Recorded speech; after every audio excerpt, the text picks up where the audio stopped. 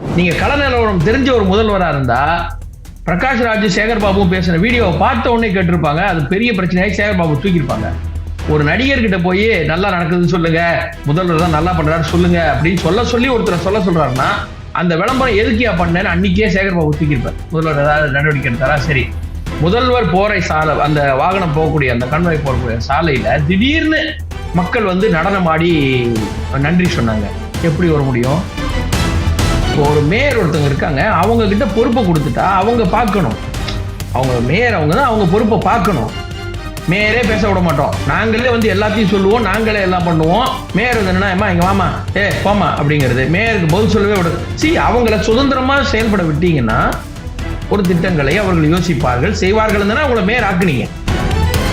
மாநில அரசு நீங்க அந்த வேலை செய்யக்கூடியவங்களுக்கு தனியார் கம்பெனியில் வேலை செய்யணும், நீங்க எதுக்கு போடணும்? அப்போ உங்களுக்கு என்ன எங்க நோக்கம்? அரசு வேலை எல்லாத்தையும் முடிச்சுட்டு நீங்க தனியார்கிட்ட ஒப்படைச்சிட்டு நீங்க அதை வாங்கிக்கணும். அதுதானே உங்க நோக்கம். இங்க தனியார்மயமாக்கணும் எல்லாத்தையும். எப்படின்னா வேலையே நடக்காது, எந்த வேலையும் நடக்காது, அப்படியே பெண்டிங்ல இருக்கும். அப்போ சீக்கிரம் நடக்கணும், வேற வழி இல்லை அப்படின்னு சொல்லி தனியாருக்கு டெண்டர் விட்டு போடுங்க. கலைஞர் அவர்கள் சொன்னது அந்த ஒரு இது ஞாபகம் இருக்கு. அடுத்த தேர்தலில் நம்ம தோக்குறோம்னா அதுக்கு காரணம் உள்ளாட்சி உறுப்பினர்கள் தான், அநியாயத்துக்கு பண்றீங்களா அப்படின்னு சொல்லி வருத்தப்பட்டார். அதே மாதிரி இவரு இப்ப என்ன பண்ணுவாருன்னா, அழகா தோத்துட்டாருன்னா, பாத்தீங்களா நான் அன்னைக்கே சொன்னேன் நீங்களாம் வேலை செய்யல, அதனால தான் நம்ம தோத்துட்டோம் அப்படின்னு டக்குன்னு தன் மீதும் தன் குடும்பத்தின் மீதும் பழி வராமல் இருப்பதற்காக முன்னாடியே எழுதிட்டாங்க. என்னன்னா இவர்கிட்ட ஸ்கிரிப்ட் ரைட்டர் கொஞ்சம் கரெக்டா முன்னாடி கொடுத்துடுறாரு.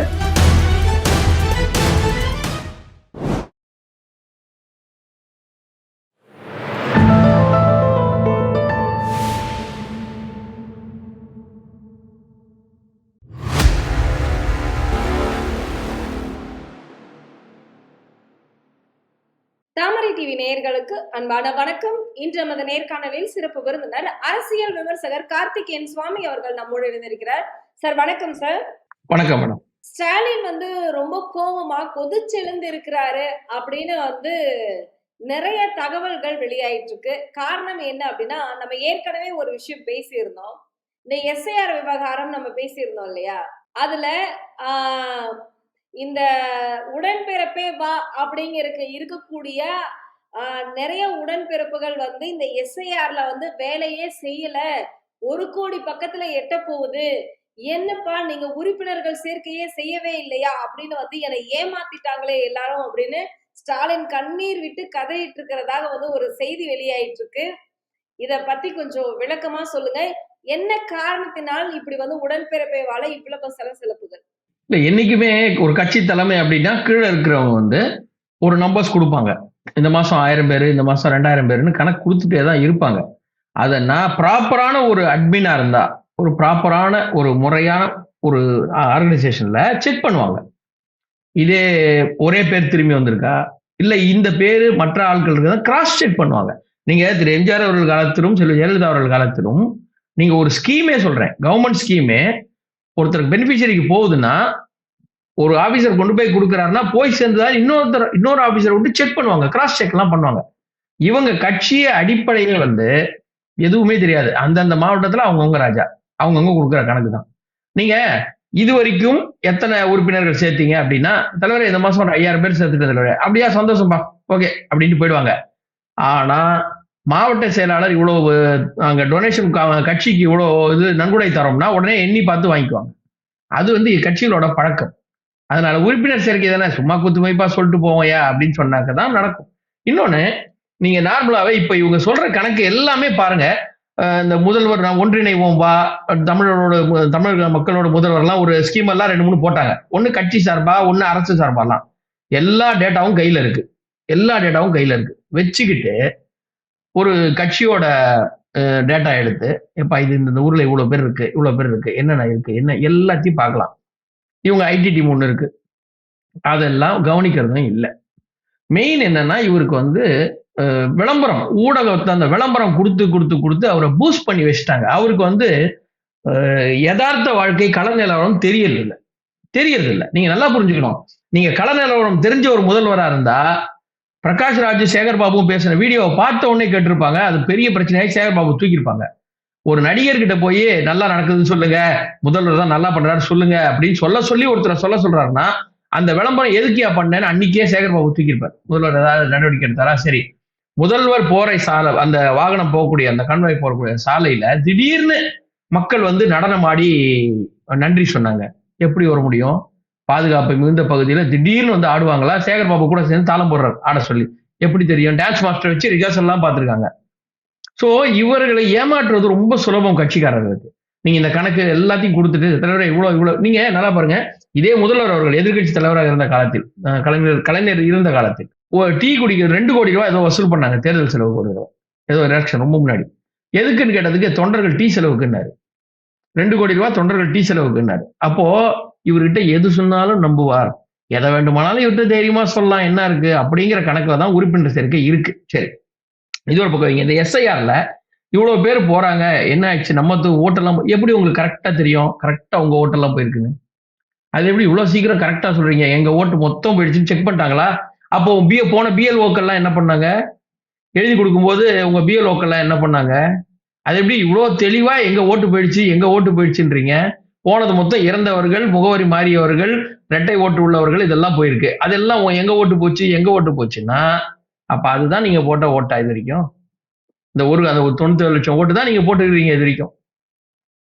அந்த கணக்கு தான் இருக்குது. அதனால அவருக்கு பதட்டம், தோல்வி பதட்டம்.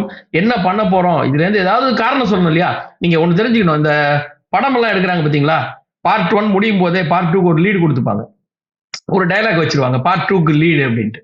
அது மாதிரி இவர் வந்து அப்புறம் தோத்தட்டா என்ன பண்றது? இப்பவே ஒரு டைலாக் போட்டு வைப்போம். இவர்கள் மேல பழி போடு, அவங்க மேல பழி போடு, வந்தவங்க எல்லார் மேலயும் பழி போட்டுக்கோ. அப்போ இவருடைய தலைமை என்பது யாரும் குற்றம் சொல்ல மாட்டாங்க. 2009 நினைக்கிறேன், உள்ளாட்சி தேர்தல் அந்த சமயத்துல நினைக்கிறேன், கலைஞர் அவர்கள் சொன்னது அந்த ஒரு இது ஞாபகம் இருக்கு. அடுத்த தேர்தலில் நம்ம தோக்குறோம்னா அதுக்கு காரணம் உள்ளாட்சி உறுப்பினர்கள் தான், அநியாயத்துக்கு பண்றீங்களா அப்படின்னு சொல்லி வருத்தப்பட்டார். அதே மாதிரி இவரு இப்ப என்ன பண்ணுவாருன்னா, அழகா தோத்துட்டாருன்னா, பாத்தீங்களா நான் அன்னைக்கே சொன்னேன் நீங்களாம் வேலை செய்யல, அதனாலதான் நம்ம தோத்துட்டோம் அப்படின்னு டக்குன்னு தன் மீதும் தன் குடும்பத்தின் மீதும் பழி வராமல் இருப்பதற்காக முன்னாடியே எழுதிட்டாங்க. என்னன்னா இவர்கிட்ட ஸ்கிரிப்ட் ரைட்டர் கொஞ்சம் கரெக்டா முன்னாடி குத்துறாரு, இவர் பேசிடுறாரு. இன்னொரு நடிகருக்கு அண்ணனிக்கு கொடுக்குறாங்க, அவர் பாவம் பேப்பர் பார்த்து பேச வேண்டியதா இருக்கு. இவர் பாத்தீங்கன்னா முதல்வர் அவர்கள், நீங்க அவருடைய ஏன் சொல்றேன்னா, அவர் நார்மலா ஒரு பிரஸ் மீட் பாத்தீங்கன்னாலே உங்க அடுத்த கேள்விக்கு பதில் சொல்லக்கூடியவர். அதனால இப்பவே ஏப்ரல் மாசத்துக்கான பதிலை இப்பயே சொல்லி வச்சிட்டார். இல்ல நீங்க சொல்லும் பொழுதே அதுல எனக்கு ஒரு சின்ன ஒரு விஷயத்தோட ஆரம்பிக்கிறேன். இப்போ திமுக அப்படின்னு பாத்தீங்கன்னாக்க மூத்த தலைவர்கள் ஒரு 4 பேர் பேர் சொல்ல முடியுமா உங்களால? மூத்த தலைவர்கள் 4 பேர் சொல்லுங்க. இதுல இவங்க எல்லாம் சொல்லும்போது திமுகவின் மூத்த உறுப்பினர்கள், திமுகவின் அமைச்சர்கள் சொல்லிடுறீங்க. இவரை ஏன் எனக்கு புரியல. ஊடகங்கள் இங்க பொதுவாவே தமிழக பாஜகவின் முன்னாள் தலைவர் அண்ணாமலை, தமிழக பாஜகவின் தலைவர்களில் ஒருவர் தானே அண்ணாமலை. அவர் ஏன் நம்ம மூத்த தலைவர்னு பிரிக்கணும், முன்னாள் தலைவர்னு பிரிக்கணும்? தமிழக பாஜகவின் தலைவர்களில் ஒருவர், அவரும் ஒரு தலைவர் தான். திரு எச் ராஜா அவர்களை போல், பொன் ராதாகிருஷ்ணன் அவர்களை போல் அவரும் இங்கே பாஜகவில் ஒரு குறிப்பிடத்தக்க தலைவர். அதனால நம்ம அப்படியே எடுத்துட்டு போவோம். அவர் என்னைக்குமே பாத்தீங்கன்னாக்க திரு அண்ணாமலை அவர்கள் ஸ்டாட்டிஸ்டிக்ஸ்ல ரொம்ப கரெக்டா கொடுப்பார். இவர் வந்து பதிலே சொல்ல முடியாத அளவுக்கு இவங்க எல்லாம் மாட்டி பிதுங்கி கார்ல மயக்கம் போட்டு நெஞ்சு பிடிச்சிட்டு போற அளவுக்கு எல்லாம் கணக்கு கொடுப்பார். சரி, அவர் சொல்லியிருக்காரு இந்த திட்டத்தை பத்தி அவ்வளவு தெளிவா. முதல்வர் அவர்கள் எந்த இடத்துல போய் சொல்றாருன்னா, அந்த திட்டமே நிறுத்திட்டாங்க அப்படிங்கிறார்.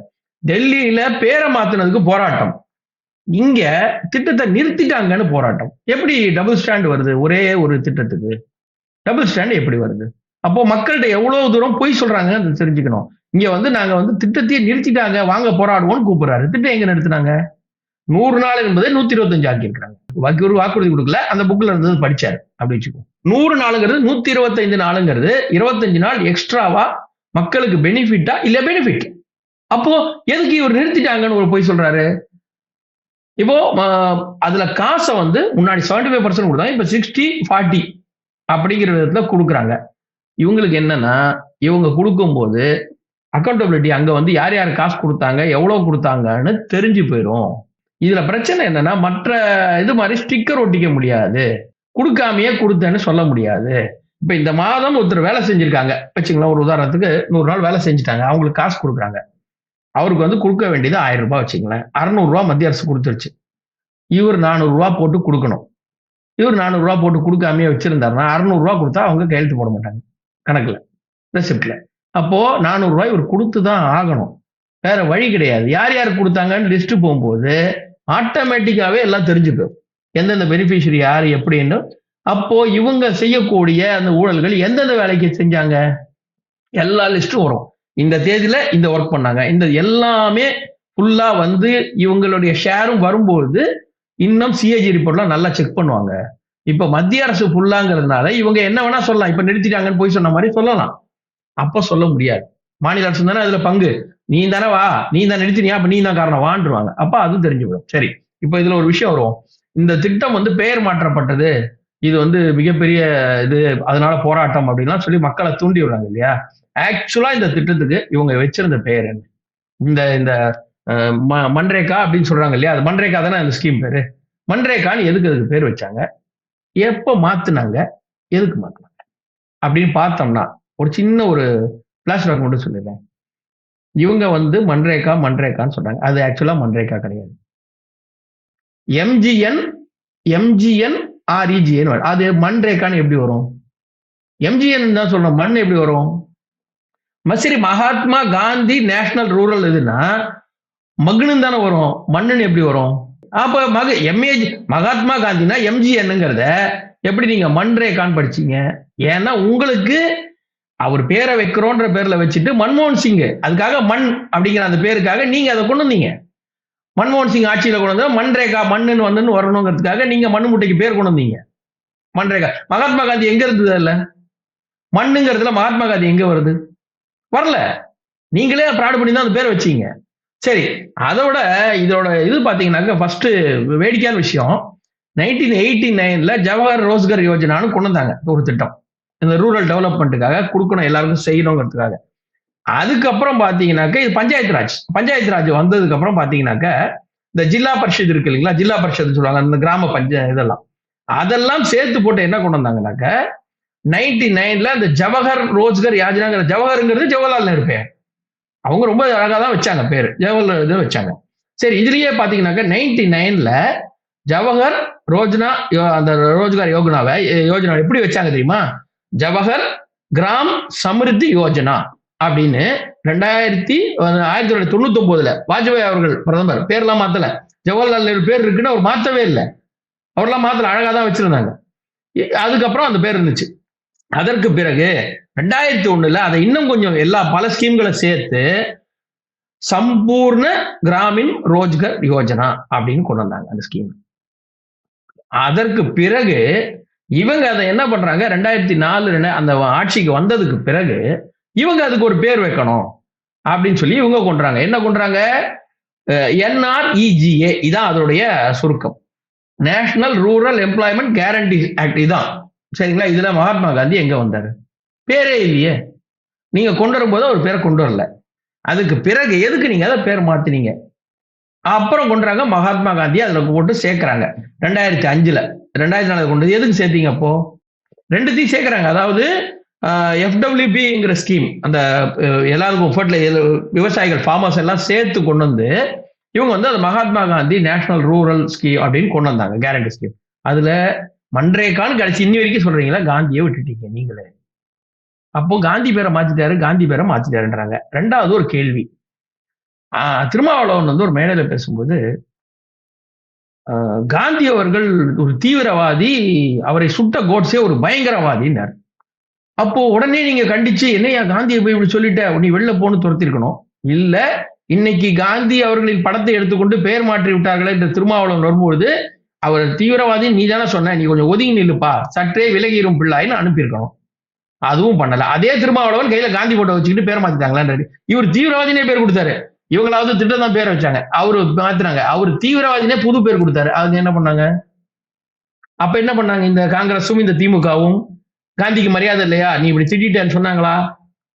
இன்னைக்கு எதுக்கு இந்த டிராமா ஆடுறீங்க புதுசா? அப்போ நீங்க பண்ணா எல்லாம் பண்ணலாம். சரி, எல்லா ஸ்கீமுக்கும் இவங்க வந்து பேரை மாத்துறாங்க. ஐயோ பாத்தீங்களா, தேசத்தின் மீது பற்று இல்லைன்றாங்க. ஒரே ஒரு கேள்வி மக்கள் சார்பா, இந்திய ரூபாய்க்கு வந்து ஒரு சிம்பல் கொண்டு வந்தாங்க. இந்திய ரூபாய்க்கு ஒரு சிம்பல் வேணும்னு சொல்லிட்டு, ஐ திங்க் 2009-10 அந்த காலகட்டம் நினைக்கிறேன். இந்திய ரூபாய்க்கு ஒரு சிம்பல் அப்படின்னு கொண்டு வந்தாங்க. என்ன சிம்பல் கொண்டு வந்தாங்க? ஏன் நீங்க எம் கொண்டுல ஜி கொண்டுல மகாத்மா காந்தி எல்லாம் ஏன் அப்ப கொண்டுல நீங்க இந்திய ரூபாய்க்கான சிம்பல் தேசத்தந்தை காந்தி அவர்கள் ஜில போட்டிருக்கணும். ஜி போட்டு அதுல ஒரு சிம்பல் போட்டு இதுதான் எங்களுடைய நாட்டுப்பற்று, நோட்ல காந்திஜி இருக்கார், நாங்க ஜி தான் போடணும். ஏன் பண்ணல? அப்ப என்ன கொண்டு வந்தீங்க சிம்பல்? இந்திய ரூபாய்க்கு இன்னைக்கு இருக்கக்கூடிய சிம்பல் என்ன? இந்தியில ஆர்னு இருக்கும். சரிங்களா? அது ருபீஸ். அதுக்கு முன்னாடி ஆர்எஸ்னு போட்டுட்டு இருந்தோம். குட்டி ஆர் எஸ்ன்னு. அப்புறம் ஆர்னு ஒரு சிம்பல் ஹிந்தியில. அது தேவநாகரி எழுத்து. ஆர். ரூபாய்ங்கிறதுக்கு ரூ தானே வரணும். நீங்க எதுக்கு ஆர் போட்டீங்க? நீங்க ராகுல் காந்தி பேருக்கு ஆர் வரணும், அவர் தான் தலைச்சு நிப்பாருங்கன்னு ஆர் கொண்டு வந்தீங்கல்ல இந்திய ரூபாயில. இந்திய ரூபாயோட சிம்பலா ஆர் போடும்போது ராகுல் காந்தி தானே உங்களுக்கு நின்னாரு. காந்திஜி அன்னைக்கு வரலையே. நீங்க எதுக்கு ஆர் போட்டீங்க? எதுக்கு நீங்க அன்னைக்கு பர்டிகுலரா ஆர் எதுக்கு வரணும்? அதுவும் திமுக எம்எல்ஏவோட பையன் தான் அதை டிசைன் பண்ணாருன்னா பாராட்டினாங்க. நீங்க அந்த இடத்துல காந்தி போட்டுக்கணுமா இல்லையா? ஏன் போடல? அன்னைக்கு உங்களுக்கு மகாத்மா காந்தி ஞாபகம் வரல, தேசத்தந்தை ஞாபகம் வரல உங்களுக்கு. ஆறுன்னு உங்க பையன் பேர்ல வந்து ஒரு சிம்பிளை போட்டுட்டு ருப்பியாவுக்கு ரூ தான் வரும். ஹிந்தியில எழுதியிருந்தால் அது இந்தி தேவநாகரி என்றால் ருப்பியா ரூ தான் வரணும். ஆர் எப்படி வந்துச்சு? அப்ப நீங்க உங்க குடும்பத்துக்கான பேரா? இந்திய ரூபாய் நோட்ல வந்து ராகுல் காந்தியை வந்து மென்ஷன் பண்றதுக்காக தான் அந்த ஆர் அப்படிங்கிற ஒரு சிம்பிள். கண்டிப்பா இப்ப அவங்க சொல்றாங்க இல்லையா, அந்த புதுசா வந்த திட்டத்துல வந்து ராமன் வருதுனாலதான் இவங்க கொண்டு வந்தாங்கன்ட்டு. அதே கேள்வி மக்களுக்கு வராதா? ஓ, அந்த புதுசா வந்திருக்கிற ஸ்கீம் வந்து பெரிய பேர் வச்சிருக்கிறாங்க, அதுல நடுவுல ஆர்ஏஎம்னு வருது பாத்தீங்களா, இவங்க வந்து ராமன் சொல்ல வச்சுட்டாங்கன்றாங்க. அப்ப அதே கேள்விதானே நாங்க கேட்கிறோம். இந்திய சிம்பிளுக்கு எதுக்கு ஆர் பேர் வச்சீங்க? காந்தி பேர்ல வச்சிருக்கணும். காந்தி ஜி சிம்பிள் போட்டுட்டு எங்கள் நாட்டின் ரூபாய் நோட்டின் சிம்பிள் ஜி காந்தி அப்படின்னு போட்டுல நீங்க வச்சிருக்கணும். ஆர் போட்டது அப்ப ராகுல் காந்தி இவங்க. இப்போ ஆர் ஜி அப்படின்னு வந்தா கூட அது ராகுல் காந்தின்னு தான் வரும். ஆமா, அப்போ நாம என்ன கேக்குறோம், நீ ஆர்னு ஏன் போட்ட?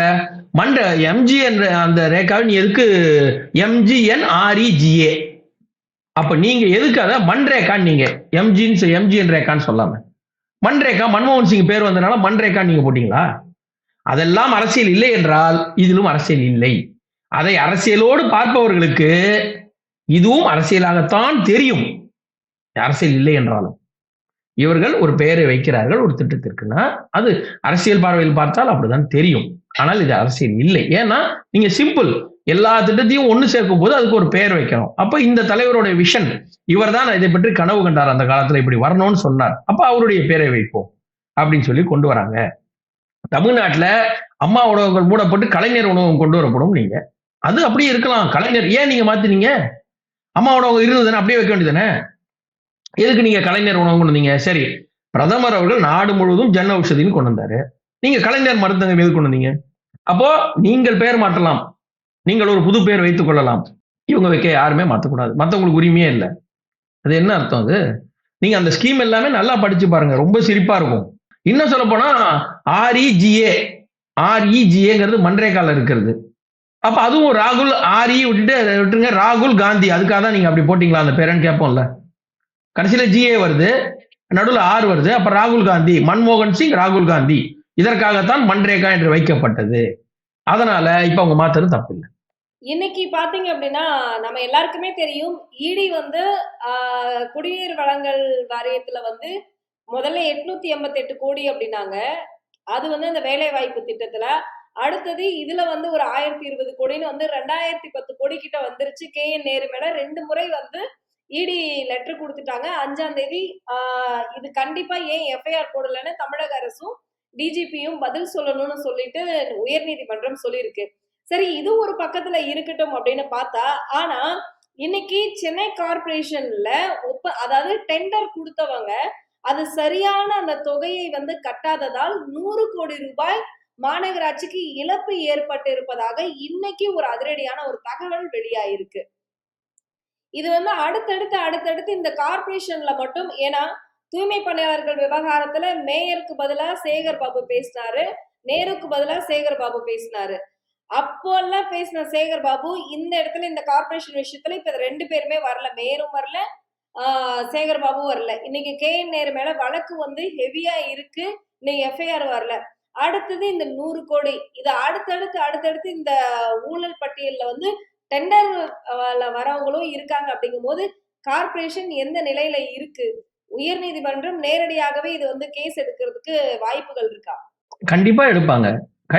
இவங்க பதிலே சொல்லலைன்னா அவங்க என்னதான் பண்ண முடியும்? எவ்வளவு நேரம் தான் கெஞ்சிட்டே இருக்க முடியுமா? காலில் வந்து கெஞ்சிக்கிட்டு ஐயா அம்மா கொடுங்க எங்களுக்கு கேட்பாங்க. ஒரு லிமிட் தான் பார்ப்பாங்க. கோர்ட்டுடைய மாண்பு. இவங்க என்ன சொன்னாங்க? நீதியரசர்களை மதிக்க வேண்டும், நீதியை மன்னிக்க வேண்டும், மோடி கத்துக்கொள்ள வேண்டும் நாங்கல்ல. நீங்க மதிக்கவே இல்லையே. திருப்பரங்குன்றத்தை ஒருத்தர் தீர்ப்பு கொடுத்தா மதிக்க மாட்டீங்க. எதுல கொடுத்தாலும் நீதிமன்றம் என்னும் போது மதிக்க மாட்டீங்க. நீங்க இவங்களுடைய கணக்கெல்லாம் நீதிமன்றம்னா எப்படி தெரியுமா இருக்கும்? ஒரு நீதிபதி மேல புகார் வரும்போது ஐயோ நீதிபதி மேல புகார் கொடுத்துட்டாங்களே அப்படின்னு அழுவாங்க.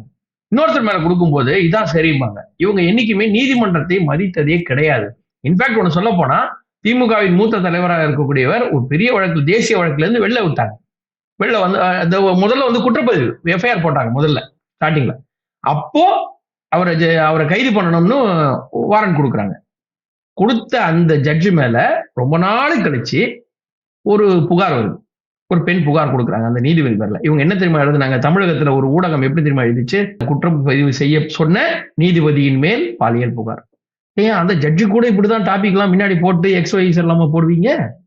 அப்போ இவர்கள் நீதிமன்றத்தை மதிக்கவில்லை என்பது நல்லா தெரியும். சரி, இப்ப இந்த ஊழல் கணக்கெல்லாம் பாத்தீங்கன்னாக்க வரிசையா வந்துகிட்டு இருக்கு. இந்த ஊழல் கணக்கு நிறைய வருதுன்றாங்க. இது கம்மி, இது ரொம்ப கம்மி. இன்னும் அது சுற்றி இருக்கிற எல்லாத்தையும் நீங்க பாத்தீங்கன்னா ஜாஸ்தி வரும். இந்த பேட்ச் ஒர்க் எல்லாம் பண்ணாங்க அப்படின்னு மேயர் சொன்னாங்க இல்லையா? இந்த பேட்ச் ஒர்க் பண்ணதுல அது மட்டும் இல்லாம இந்த சாலை துண்டிப்பு, பைப்பு பதிச்சது, இது மட்டும் அதாவது 13,35,000 இது மட்டும் பாத்தீங்கன்னா இந்த பைப்பு குடிநீர் வழங்கல் வாரியத்துல வந்து பைப்பு பதிச்சது, கழிவுநீர் இணைப்பு குழாய்கள் வந்து பதிச்சதுக்கு டெண்டர் விட்டதுக்கு இப்ப வரைக்குமே வந்து பாத்தீங்கன்னா அதற்கான தொகையை கட்டல அப்படின்னு 100 கோடி ரூபாய் இழப்பு ஏற்பட்டிருப்பதாக இன்னைக்கு தகவல் வெளியாயிருக்கு. இதுல எல்லாத்துலயுமே வந்து இந்த அளவுக்கு கார்ப்பரேஷன் மட்டும் இன்னைக்கு திளைத்து நிற்கு. டாஸ்மார்க்க தவிர்த்து இன்னைக்கு கார்ப்பரேஷன் இருக்கு அப்படிங்கும் போது இது என்ன நிலையில இருக்குன்னு நம்ம எப்படி பாக்குறது? இல்லைங்க, நிர்வாக கேடு, அதாவது நிர்வாக சீரின்மை. இவங்களுக்கு நிர்வாகம் பண்ண தெரியலங்க. இப்போ ஒரு மேயர் ஒருத்தவங்க இருக்காங்க, அவங்க கிட்ட பொறுப்பை கொடுத்துட்டா அவங்க பார்க்கணும். அவங்க மேயர், அவங்க தான் அவங்க பொறுப்பை பார்க்கணும். மேயரே பேச விட மாட்டோம், நாங்களே வந்து எல்லாத்தையும் சொல்லுவோம், நாங்களே எல்லாம் பண்ணுவோம். மேயர் வந்து என்னன்னா இங்க வாமா போமா அப்படிங்கிறது. மேயருக்கு பதில் சொல்லவே விட. அவங்கள சுதந்திரமா செயல்பட விட்டீங்கன்னா ஒரு திட்டங்களை அவர்கள் யோசிப்பார்கள், செய்வார்கள். அவங்கள மேயர் ஆக்குனீங்க. மேயர் ஆக்குனது அவங்க திறமையானவர், அவர் செய்வார். அவங்கள செய்யவே விடலையே. செய்ய வேண்டியவங்களை கை கட்டி போட்டு நீங்களே சுத்தி நின்று பேசிட்டு அவங்க பாவம் இப்ப வந்து இவ்வளவு பெரிய பிரச்சனையை கடைசியில அவங்க தலைமையில தான் போகும். இப்போ மினிஸ்டர் செஞ்சதா இருக்கட்டும், இவர் செஞ்சது, அவர் யார் செய்தாலும் பொறுப்பு யார் ஏற்பார்? மேயர் அவர்கள் மீது வரும். ஏன்னா அவர் அந்த பொறுப்பை கையாண்ட விதம் அந்த மாதிரி. நீங்க எந்த நேரம் எது கேட்டாலும் சரி மினிஸ்டர்ஸ் பதில் சொல்லிட்டு நீங்க போங்கன்றது. அது வேற. முன்னையே சொன்னாரு, பாவம் சின்ன குழந்தை அதுகிட்ட போய் கேட்கறேன். மேயர் ஆக்கியிருக்கீங்க, அப்புறம் அதுகிட்ட கேள்வி வைக்காம நாங்க என்ன செய்யறது? இல்ல, இவர்கள் சொல்லக்கூடியது யாரையும் எந்த பொறுப்பையும் நாங்க தான் எல்லாமே, அதாவது நாங்க தான் ராஜா, யார் வந்தாலும் எங்களுக்கு கீழே தான். அது ஒரு ஆணவ போக்கு. இது ஒரு ஆணவ போக்கு இருக்கக்கூடாது. அதனாலதான் இந்த நிர்வாக சீர்கேடுங்கிறது ஏன் வருதுன்னா, நிர்வாக சீர்கேடு ஏன் வருதுன்னா ரொம்ப தெளிவா நீங்க பார்க்கணும். வா டெண்டர்லாம் போடு, இஷ்டத்துக்கு எதையுமே மதிக்கிறது. அந்த புரோட்டோகாலுங்கிறதே கிடையாது. ஆக்சுவலா புரோட்டோகாலே கிடையாது. நீங்கள் அறப்போர் இயக்கம் கொடுத்திருக்கிற அத்தனை ஊழல் குற்றச்சாட்டுகளையும் எடுத்து பாருங்க. அறப்போர் இயக்கம் கொடுத்திருக்கிறதெல்லாம் அவ்வளவு போராடுறாங்க. அவ்வளவு ஃபைல் மூவ் ஆகவே இல்லை, கேஸ் ஃபைல் பண்ண கூட முடியல. ஏன்னா இவர்கள் செய்து அவ்வளவு சீர்கேடு. எந்த இடத்துலையுமேங்க டெண்டர் போடுறதுனா இந்த கம்பெனி போடணும், அந்த கம்பெனி போடணும் இருக்கும். இவங்களுக்கு யாரும் வரக்கூடாது, இவங்க தான் பண்ணணும்னு ஒரு முடிவு எடுத்துட்டு இவங்களுக்காக பண்ணணும். ஏன்னா முன்தேதியிட்டு டெண்டரை க்ளோஸ் பண்றது, அந்த டேட்டை ப்ரீபான் பண்றதுங்கிறதெல்லாம் இவங்களுக்கு கைவந்த கலை. ஏற்கனவே பெரிய வழக்குல எல்லாம் பார்த்துட்டோம். டேட்டை திடீர்னு க்ளோஸ் பண்றது, அந்த டைமை க்ளோஸ் பண்றது, 3 மணியை 12 மணி ஆகுறது, அதெல்லாம் பண்ணுவாங்க. இப்போ டெண்டருங்கும் போது இங்க வந்து நீங்க உதாரணத்துக்கு சொல்லணும்னா தமிழக அரசோட MOU போட்ட ஒரு 2-3 கம்பெனிஸ் இன்னும் தமிழ்நாட்டுல பார்ட்னர் கிடைக்கல. அதனால தொழிலே தொடங்காம இருக்காங்க MOU போட்டுட்டு. அப்ப அவங்க ஏன் MOU போடணும்? அதுதான் இந்த டெண்டர் கணக்கும். இந்த டெண்டர் வந்து எடுத்துடுறாங்க, அதுக்கு பிறகு அந்த காசை கட்டி கொண்டு போறதுக்கு இல்ல. இப்ப என்ன வந்துறீங்களா? பேசிக்கலி டெண்டர் ஒருத்தர் எடுக்கிறாங்க, கட்டலைன்னா அதுக்கு அடுத்த நிலையில் உள்ளவர்களுக்கு அது போகணும். அப்ப அதையான பண்ணிருக்கணும். அதை பண்ணி அவங்கள்ட்ட காசு வாங்கி பண்ணணும். அதுவும் இல்லாம பெண்டிங் எதுக்கு வைக்கிறீங்க? ஏன்னா அதை பெண்டிங் வைக்கும் போது ஆட்டோமேட்டிக்கா என்ன பண்ணுவாங்கன்னா, ஒரு டெண்டர் விட்டு இன்னும் வரலன்ற மாதிரி வச்சுட்டு அவுட் சோர்சிங்ல தனி ஒரு ஆளை கூட்டு நாங்க மேன் பவர் கூட்டு பண்றோம்னு பண்ணி அதுல எடுக்கு. இப்போ இந்த குப்பையல்ற ஸ்கீம் கொண்டு வந்தாங்க தெரியுமா? தனியார் நிறுவனத்தில் போய் எல்லாம் வேலைக்கு போங்க, உங்களுக்கு நாங்க சாப்பாடு போடுவோம் அப்படின்னு. தனியார் நிறுவனத்துல வேலை செய்யுங்க, அதான் நாங்க அவங்கள்ட்ட வேலை செய்ய நாங்க சாப்பாடு போடுறோம். எதுக்கு போடணும்? மாநில அரசு நீங்க அந்த வேலை செய்யக்கூடியவங்களுக்கு தனியார் கம்பெனில வேலை செய்யணும், நீங்க எதுக்கு போடணும்? அப்போ உங்களுக்கு என்ன எங்க நோக்கம்? அரசு வேலை எல்லாத்தையும் முடிச்சுட்டு நீங்க தனியார்கிட்ட ஒப்படைச்சிட்டு நீங்க அதை வாங்கிக்கணும். அதுதானே உங்க நோக்கம். இங்க தனியார்மயமாக்கணும் எல்லாத்தையும். எப்படின்னா வேலையே நடக்காது. எந்த வேலையும் நடக்காது. அப்படியே பெண்டிங்ல இருக்கும். அப்போ சீக்கிரம் நடக்கணும், வேற வழி இல்ல அப்படின்னு சொல்லி தனியாருக்கு டெண்டர் விட்டு போறீங்க. குடுக்குறீங்க. டெண்டர் கூட இல்ல, அவுட் சோர்சிங்ல குடுத்துருவீங்க. ஏன் அதுக்கு தான் டெண்டர்லாம் எடுக்காமயே எடுத்துட்டு பெண்டிங் வச்சு வைக்கிறது. இது மாநகராட்சிக்கு மட்டும் இல்லைங்க. சென்னை மாநகராட்சி மட்டும் எல்லா டோட்டல் மாநகராட்சி. ஏன்னா அமைச்சர் எல்லாத்துக்கும் பொறுப்பானவர். எல்லா ஊழல்களையும் நீங்க பாருங்க. மதுரையில எவ்வளவு பெரிய ஊழல். மேயர் அவங்க வரலையா, அவங்க பேர்ல வரலையாங்க மதுரையில. எவ்வளவு பெரிய சிக்கல் வந்துச்சு. ராஜினாமா பண்ணாங்க இல்லையா? எல்லா மாநகராட்சியிலையும் ஊழல். அப்போ இவருடைய மொத்தத்தையும் கணக்கெடுத்தீங்கன்னா இப்ப வந்திருக்கிற தொகையானது ரொம்ப சொற்பமான தொகை. இன்னும் எனக்கு தெரிந்து 10 மாநகராட்சி கணக்கு பண்ணா 5, 6ன்னு நம்பர் கூடிக்கிட்டே போக வேண்டியதான் அதுல. சோ மொத்தத்துல காரணம் என்னன்னா நிர்வாக சீர்கேடு ஒண்ணு, இவர்களுக்கு பணமே பிரதானம். இது 2 தான். இல்லை நிதானம். அதுதான் பிரச்சனை.